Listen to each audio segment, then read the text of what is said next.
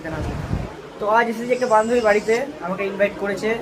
আমাদের কাটোয়ায় যেমন চড়ক পুজো হয়, নীল পুজো হয়, তো এই বান্ধবীর বাড়িতে আজকে পুজো আছে চড়ক উপলক্ষে, শিব পুজো। তো সেখানে এসেছি, এখানে কি কি হয় না হয় বান্ধবীর কাছ থেকে জেনে নেবো।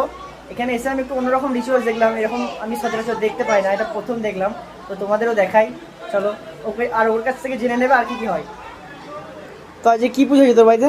আজকে আমাদের বাড়িতে নীল পুজো। নীল পুজো হয়েছে? তোমরা দেখতেই থাকো। হ্যাঁ, ঠাকুরটা দেখাচ্ছ তো।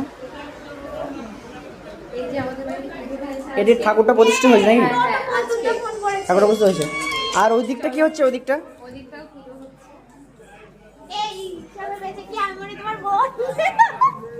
ও লাল লাল রঙের যেগুলো পরে আছে ওগুলো কি? ওটা কি ভক্ত নাকি ওটা সন্ন্যাসী? হ্যাঁ। তো ওটা কি আজ থেকে উপোস করে থাকবে নাকি? ফ্রেন্ড চলে এসেছে, দেখতে থাকো। বল বল বল, ওরা কি আজ থেকে উপোস করে আছে নাকি? তুমি বলে দাও তো একটু। ওরা মানে যেদিন থেকে নেমেছে হ্যাঁ। সেদিন থেকেই ওরা রাতেবেলা সেবা করে, যেখানে যেখানে ঠাকুর নেয় সেখানে ওরা সেবা করে। মেন পুজো কবে হবে?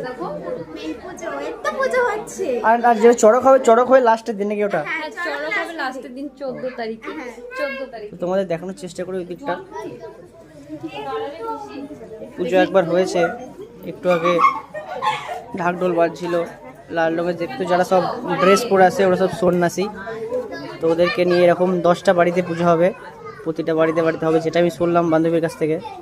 তো তোমাদের যতটা পারছি দেখানোর চেষ্টা করছি।